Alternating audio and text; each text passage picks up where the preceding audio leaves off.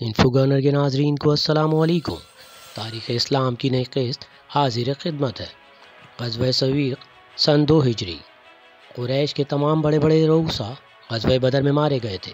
قریش کا سردار ابو جہل بھی مقتولین میں شمار تھا۔ گھر گھر صف ماتم بچھی ہوئی تھی اور ہر فرد ان مقتولین کا انتقام لینے کے لیے اپنے اپنے جذبے کا اظہار کر رہا تھا۔ قریش کا سردار ابو حرب کا بیٹا سفیان تھا۔ دوسرے لوگوں کی طرح ابو سفیان نے بھی مقتولین کا انتقام لینے کے لیے جوش دکھایا۔ اس نے منت مانی کہ جب تک مقتولین کا انتقام نہ لے لوں گا، نہ سر میں تیل ڈالوں گا، نہ غسل کروں گا۔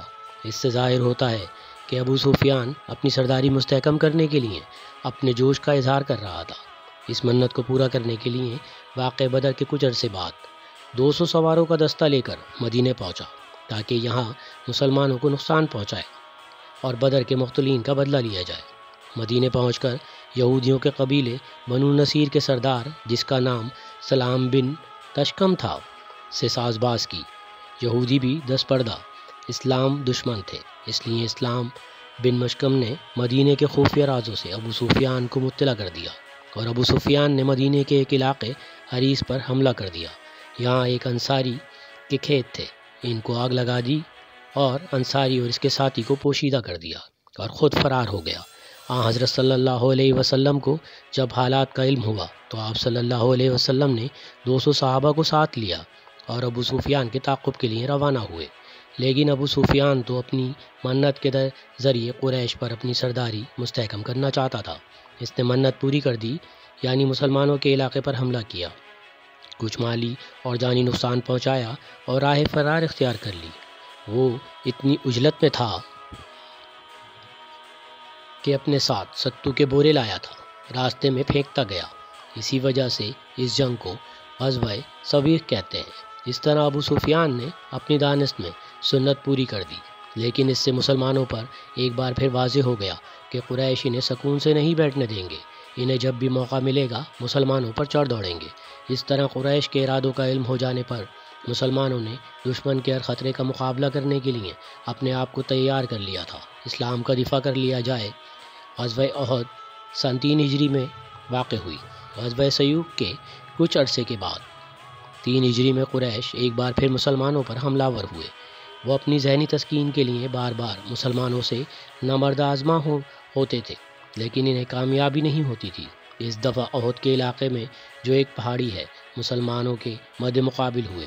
اسی مناسبت سے اس جنگ کو غزوہ احد کہتے ہیں۔ غزوہ بدر کا فوری سبب نخلا کا واقعہ یعنی عمر بن ازرمی کا قتل تھا، لیکن غزوہ بدر میں ان کے 70 آدمی مارے گئے تھے جن کا تعلق رؤسائے عرب سے تھا۔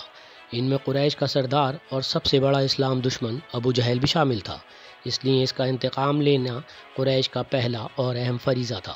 اس فریضے کو انجام دینے کے لیے غزوہ بدر کے دوسرے سال وہ مسلمانوں پر حملہ آور ہوئے۔ بدر کے 70 مقتولین کا بدلہ لینے کے لیے ابو سفیان نے جو منت مانی تھی اور جو جوش دکھایا تھا، اس کا عکس وہ غزوہ سویق میں ظاہر کر چکا تھا۔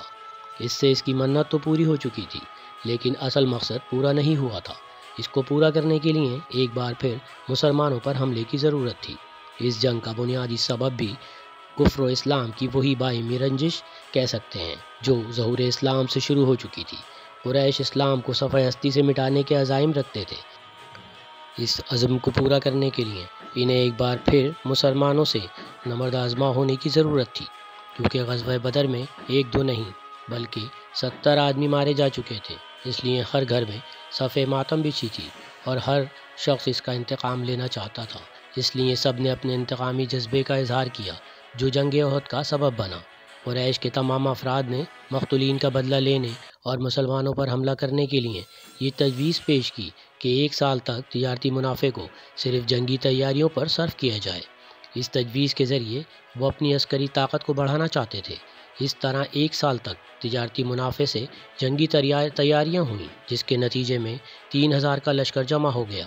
اس لشکر کی طاقت کو ظاہر کرنے کے لیے یہ ضروری تھا کہ مسلمانوں پر حملہ کر دیا جائے۔ تو ناظرین، کیسی لگی یہ میری ویڈیو؟ اگر اچھی لگی تو لائک کریں، سبسکرائب کریں اور دوسرے گروپس میں شیئر کریں۔ اللہ حافظ۔